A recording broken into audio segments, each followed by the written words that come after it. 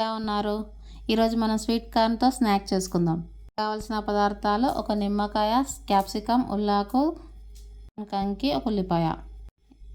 ఇవన్నీ రేకులుగా కట్ చేసుకోవాలండి, కొంచెం పెద్ద సైజుగా. ఒక ప్యాన్ పెట్టుకొని స్టవ్ ఆన్ చేసుకోవాలి. కొంచెం ఆయిల్ వేసుకొని ఆవాలు, జీలకర్ర వేసి ఆనియన్ పెద్దగా రేకులుగా కట్ చేసింది వేసుకోవాలి. ఉల్లిపాయ, క్యాప్సికమ్ రెండు పెద్దగా కట్ చేసుకోవాలండి, చిన్న ముక్కలుగా కట్ చేయొద్దు.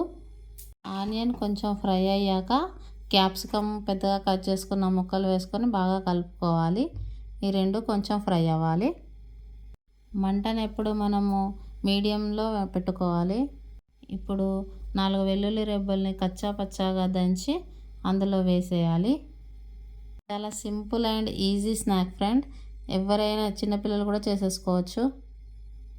వెల్లుల్లి కొంచెం ఫ్రై అవ్వగానే స్వీట్ కార్న్ వేసేయాలి. స్వీట్ కార్న్ వేసి మొత్తం బాగా కలపాలి.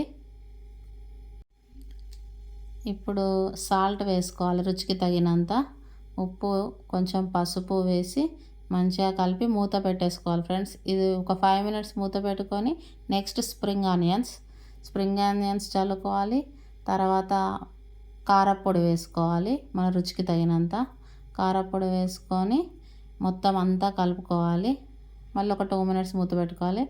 చివరగా నిమ్మకాయ పిండుకోవాలి ఫ్రెండ్స్, ఇది చాలా రుచిగా ఉంటుంది. నిమ్మకాయ పిండుకొని కొత్తిమీర మంచిగా చల్లుకొని దింపేసుకొని వేడిగా సర్వ్ చేసుకుంటే నా సామిరంగా అదిరిపోద్ది ఫ్రెండ్స్, చాలా బాగుంటుంది. మీరు ట్రై చేయండి.